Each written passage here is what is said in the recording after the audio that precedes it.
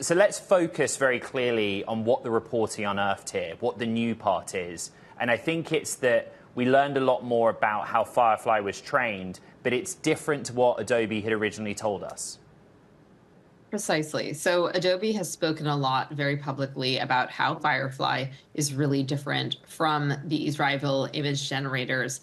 And it turns out that it included a bunch of AI generated images, some of which are from Midjourney, in the training of Firefly. This was something I uncovered in my reporting. Brody and I worked together to pull this story together and found that the company had done this. I mean, it was clearly done on purpose. It is not a huge amount of its training data, but it's in there nonetheless.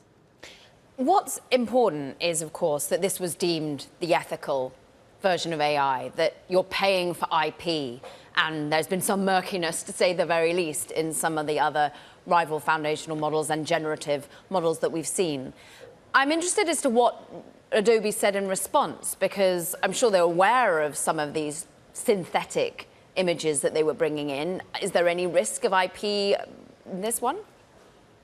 Adobe was totally aware of what it was doing. I mean, we were looking at Discord groups that the company runs. It was talking, it had people from the company talking on Discord groups about including these images. They paid out a bonus in September to all the people whose images were used to train the first version of Firefly.